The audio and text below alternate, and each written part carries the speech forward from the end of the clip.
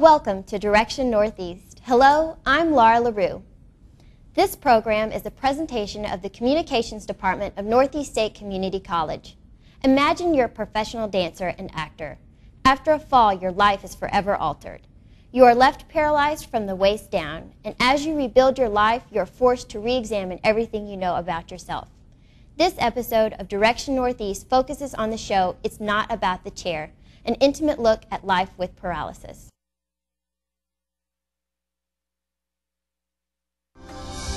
Northeast State's a wonderful place to start your career in college, and the campus is beautiful, the teachers are one-on-one. It was an excellent decision to come to Northeast State. I've learned so much coming here. I love the school, and everyone is friendly here. This has been the best time of my life. I have really enjoyed being here. I think if it hadn't been for Northeast, then I wouldn't feel as happy and as driven if I chose another school. Step by step, Northeast State is here to get you there. Enroll now at northeaststate.edu. Our guest, Lyena Strelkoff, is an inspired creative artist and innovative educator. As a professional dancer and actor, her life was forever altered after a fall left her paralyzed from the waist down. Welcome to Lyena Strelkoff. Thank you so much. Lyena, tell us about your accident and how it has transformed you. How it has transformed me, that's a really big question. Well, I was climbing a tree for fun, and a branch broke, and I fell about 20 feet. And I broke my back, dislocated my back, which crushed my spinal cord. So I was instantly paralyzed in the fall. As for how it transformed my life,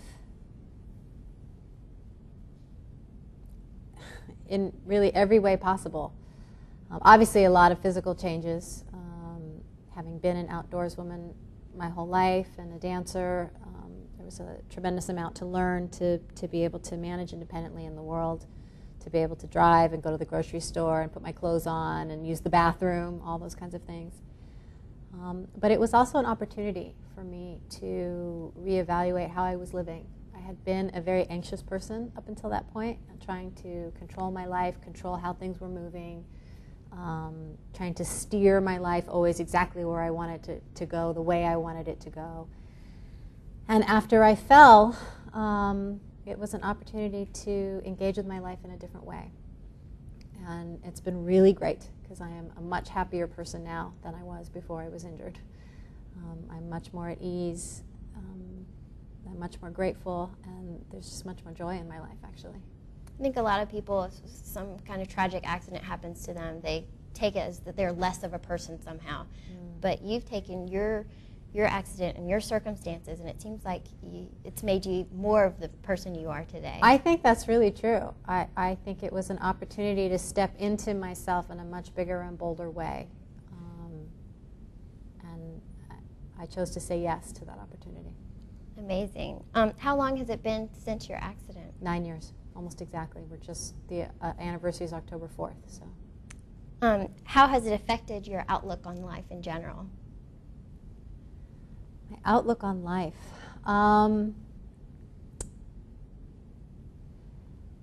Life is incredibly unpredictable. Absolutely. You know, the future is unknown. And that used to be an anxiety-producing fact for me, and now is a source of excitement. The future is unknown, and it can be really wonderful.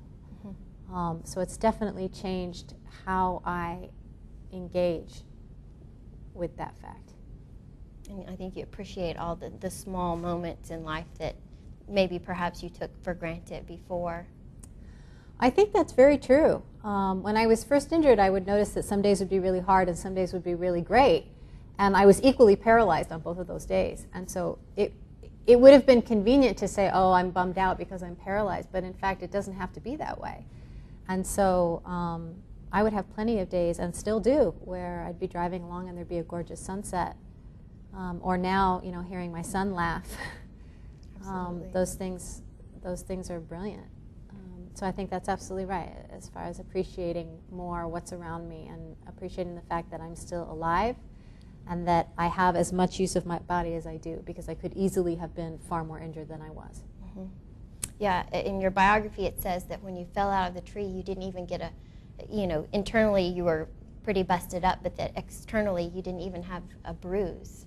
That's absolutely right. I was not bruised. I was never unconscious. I never bled. It's amazing. Well, your background information uses the term empowered living. What do you mean by that? I think empowered living is about, it's about saying yes to your life. I was saying that I said yes to this opportunity, so it's about saying yes to your life and having the tools to step into that life and really live it, to pursue my dreams, to encourage other people to pursue their dreams. It's about taking command of my life, which is very different than taking control of my life, because I don't have control of my life. Nobody does. There are a tremendous number of things that happen that we have absolutely no power over. But how we react to what happens, we always have command of. And so empowered living is about making conscious choices constantly as we're greeted by everything that happens in life, to make a conscious choice about how am I going to respond to this, who am I going to be in this situation, and where, what's my intention, where am I hoping it will go. And how you're influencing others, I think is really, really quite interesting. I noticed when I was reading, I delved into your personal information. I read some of your diary, which you do allow people to view on your blog and on your website. And I noticed, there were days when if you had a bad day, you used some language, or if you had a great day, you'd express that. And sometimes even in the same blog, you would go from really upset to after you kind of vented it out, you would kind of get happy again and say, you know what, I can do this. You were just so candid about your experiences and so open about your feelings, whether they were good or bad, happy or sad. How have you become so open? That's actually a really big part of my life philosophy. I feel like we have to embrace the whole thing. We have to embrace all of it and be truthful about all of it. If I distance myself from that truth, if I deny how I'm feeling or I stuff how I'm feeling, it distances me from everyone around me. It puts up these barriers. And so the honesty, the candidness is a way of connecting with people and allowing people to know who I am, allowing people to see me and to see me correctly. And I find that that connective experience is incredibly healing, not just for me, but for the reader as well, for the audience member as well. So it's funny that you would mention that it changes back and forth within a single blog, because that is my life right there. It's constantly shifting. And I think that's another reason why I'm so adamant about being honest with each moment, because that's what allows that moment to shift. If I'm lying to myself about that moment or I'm denying that moment, I get stuck there. And I don't want to be stuck in those hard places. So the best thing that I can do is tell the truth about them. And that helps me move through them and move into the next place. Very neat. Well, the Kennedy Center spoke of you as illuminating the art of embracing life and all its messiness. What did they mean by that? Illuminating the art of embracing life and all its messiness. My life is really messy. Living in a chair is a very complicated experience. It includes a lot of incontinence. It's literally messy, aside from being emotionally messy. And embracing life in all its messiness is about saying yes to all of that. It's about honoring all of that and letting that sort of exist, between you and I, in this space between you and I. I don't know if I'm being very clear, but it's kind of the lemons to lemonade concept. I think so. And the fact that lemons is where the lemonade comes from. So it is of value. The lemon is of value, even though it's sour or even though it's bitter. Yeah, you have to have the bitter to appreciate the sweet. Or to even get to the sweet. It's on the path to get there. So embracing life in all its messiness is embracing that path, embracing that journey along the way. On your journey, did you experience the 5 stages of grief? Did you first go through denial? No, I did not. Well, I certainly didn't experience them in a linear sense. If I went through denial, it was the kind of denial that said, people with spinal cord injuries sometimes recover. And that's actually true. Some do. And I was determined that I was going to be one of those people. But I always knew that my situation was grave. I definitely went through a grief process, but that too wasn't linear. I would grieve and then be fine for years, and then grieve again, and then be fine for another few years. So it comes and goes. Well, and especially as you've hit life stages, like having a son or getting married or whatever has come your way, you're having to readdress it all over again. In fact, one of the deepest grievings I ever did was around the 7-year anniversary, and it was right before we started trying to get pregnant. And the realization that my child, my future child, would never see me dance on my feet. Because dancing for me is such an essential part of who I am. And even though I dance in the chair and he can see that, he will never know that part of me. He won't have that. Yeah. And that was really crushing for me, the idea that my child wouldn't know something so basic to who I am. Yeah, essential. Yeah. Well, what do you feel is the most debilitating part of an injury like yours?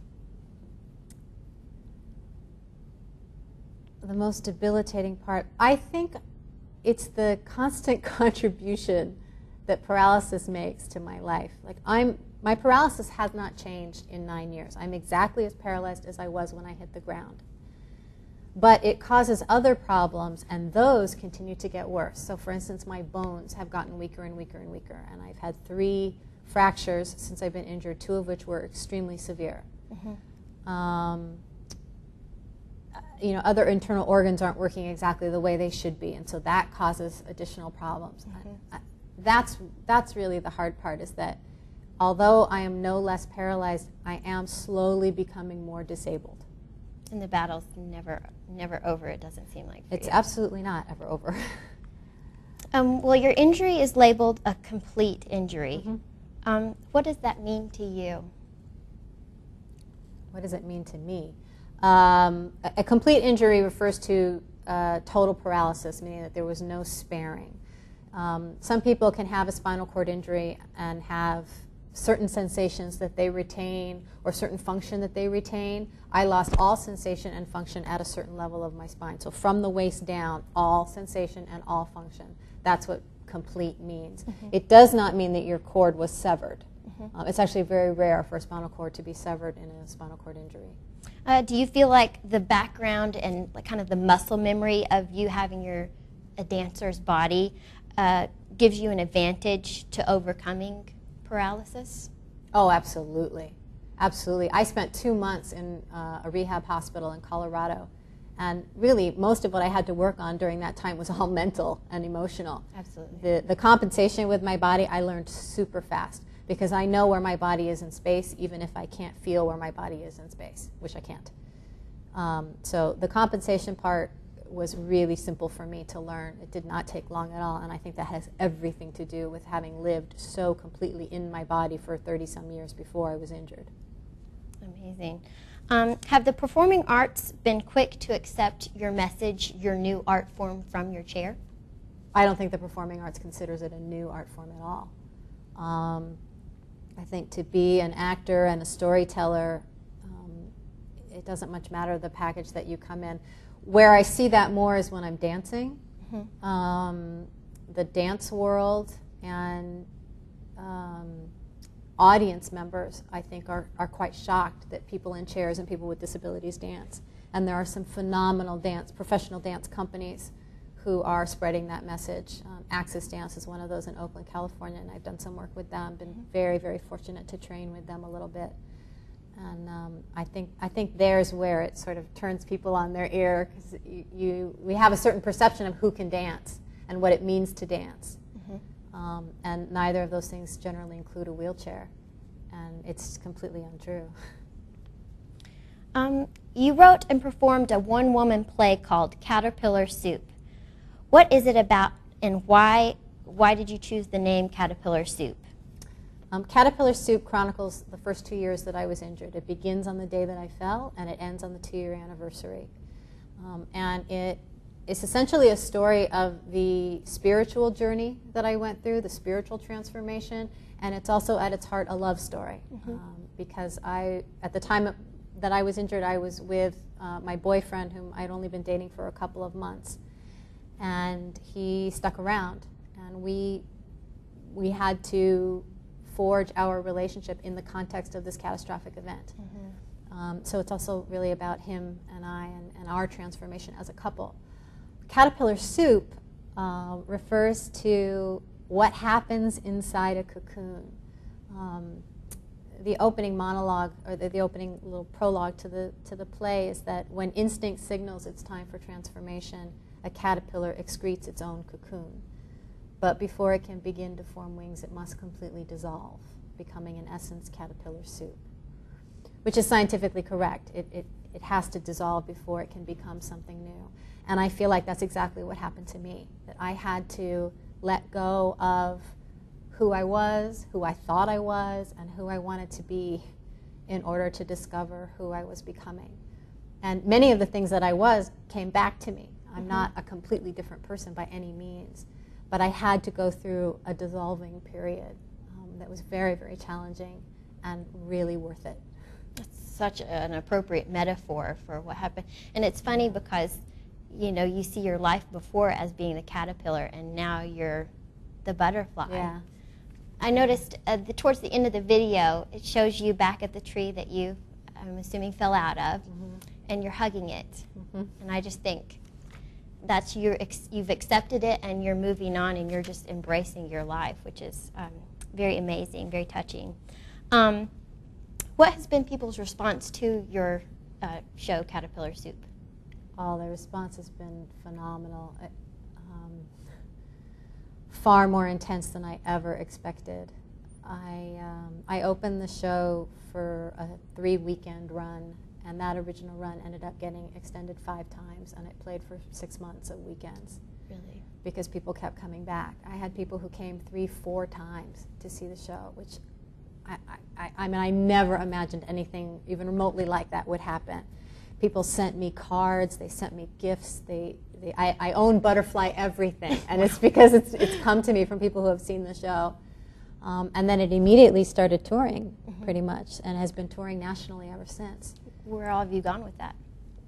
We've been to theaters in Alaska and Vermont and Washington, D.C., colleges all over the country. It's just been incredible. I never thought it would have the impact that it's had.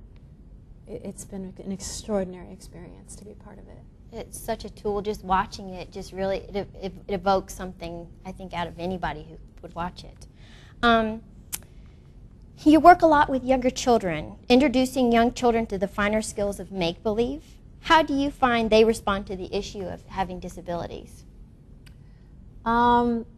You know, one of my favorite experiences was with a kindergarten class in Alaska who I was asked to just come in and talk with them, just let them meet me. And they had such fabulous questions and no inhibition for asking them, which is a great experience. And they were so eager to tell me about all the injuries that they'd had and the scars that they had. And one little boy like whipped off his shirt so he could show me the little scar in his shoulder. And I think what I love the most is that if I work with kids that age, I go in and I do a storytelling workshop that has nothing to do with the chair and nothing to do with disability. It's about storytelling, it's about communication, and it's about presentation. And we do that work, and then we take just a few minutes at the end to talk about the chair. And I think it's a wonderful thing to be able to have an experience with them that's not about the chair. That you can be a person who's in a wheelchair, and your whole life is not about your chair. It doesn't define you. It doesn't define you. That's exactly right. Absolutely. And so, and kids are totally open to that. It's adults that are already so set in their thinking that they have to then rearrange their thinking because of what you're presenting. Where for the kids, it's a simple switch. They're uninhibited. Well, if your message could be placed in a note, in a bottle, what would it say? I think it would say, this is the true marketing question, you know. Sorry. I'll always spend time thinking about from the marketing perspective. But if I had one thing to say, I think I would say that